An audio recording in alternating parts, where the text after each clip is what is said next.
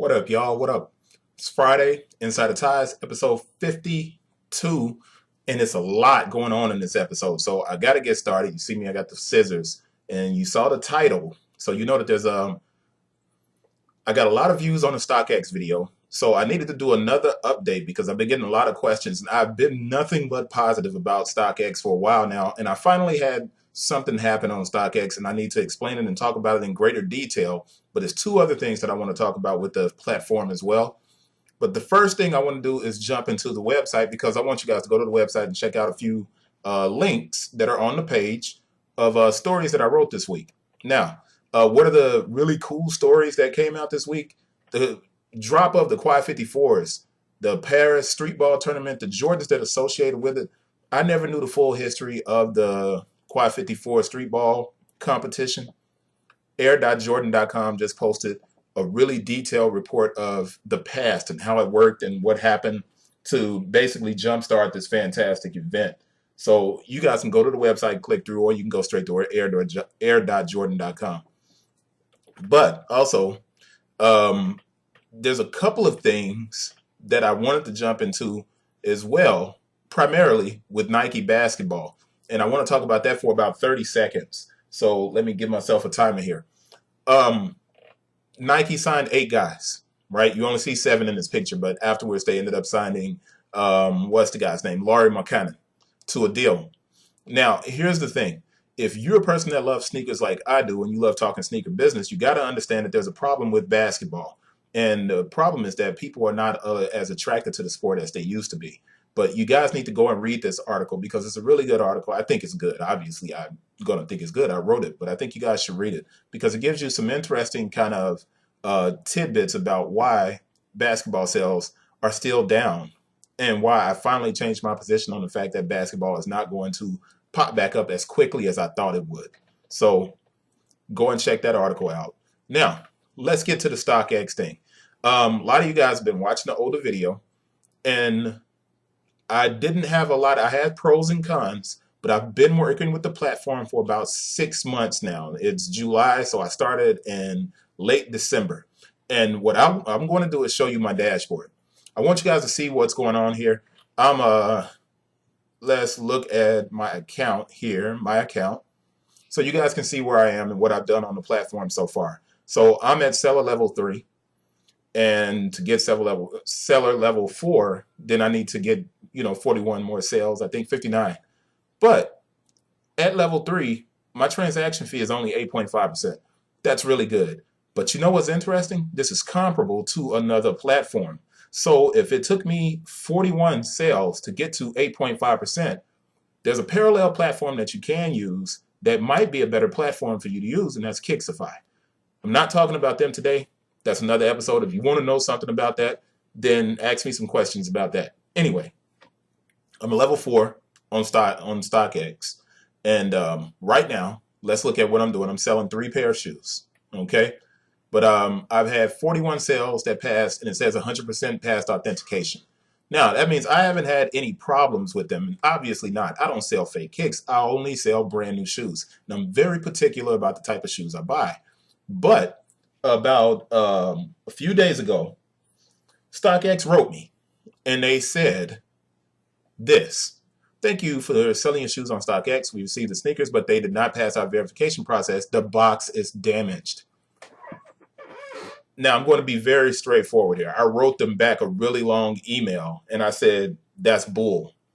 Now, I don't know what they did, but I shipped in a box that's very similar to the box that StockX sent me back. So this is the box that StockX sent back. It's never been opened. This just came in today. And I waited until this episode so you guys can see me open this box up, okay?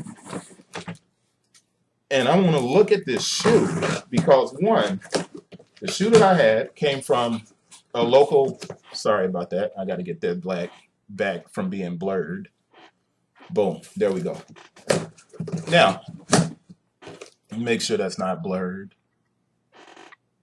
There we go. All right. Sorry about that, y'all.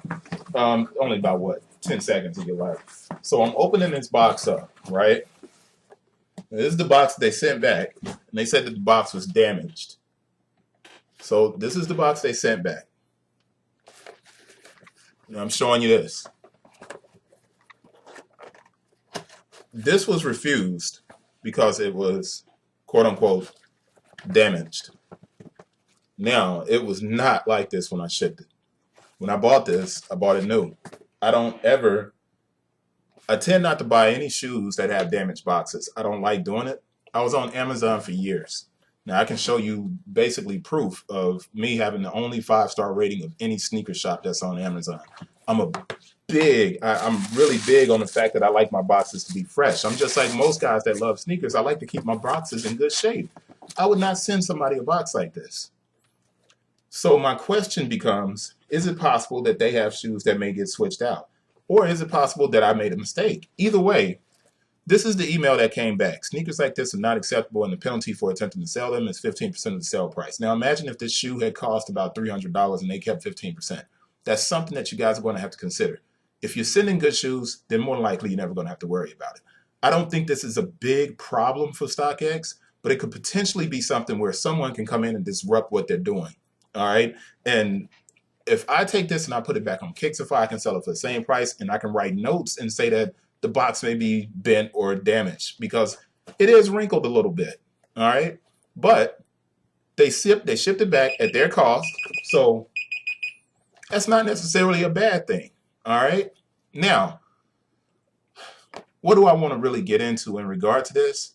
I think there's some inherent problems with the way the system works.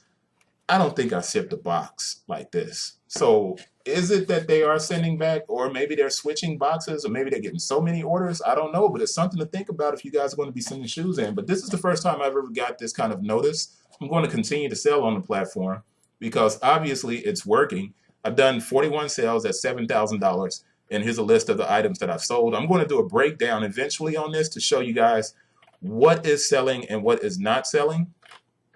I think there's a little bit of a problem as far as with StockX of being able to sell things that are cheaper. So a lot of underbidding happens on the platform, and I think that's something that they can work on. But let's keep going because I still don't want to go over too much time.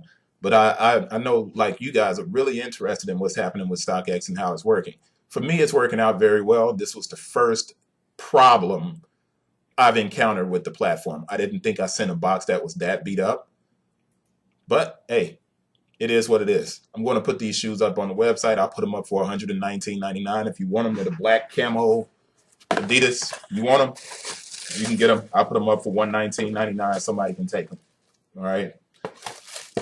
So that's it on that. Now, next thing that happened on StockX. Here, I looked up a shoe, and it was a Vapor Max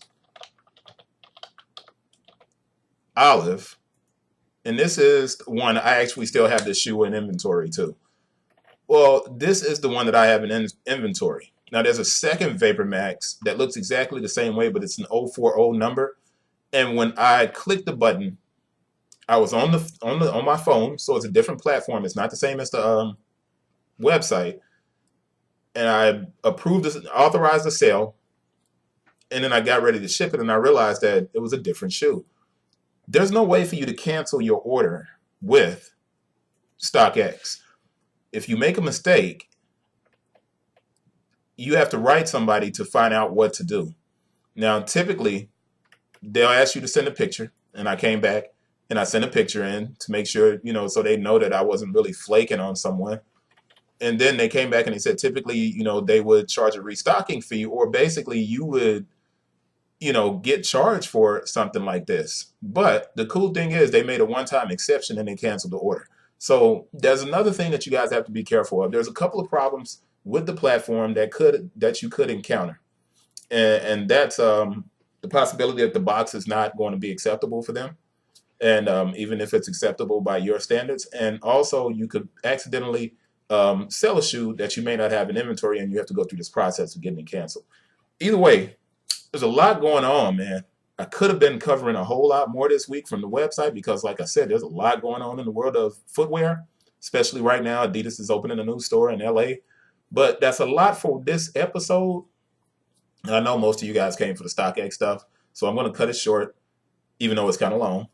And I'm going to end it. It's episode 52, Insider Ties. Appreciate the new subscribers, man. I'm at 182. I really appreciate you guys. I mean, I can't say that enough. I know I don't have 10,000 or 20,000 like everybody else, but I'm glad some of you guys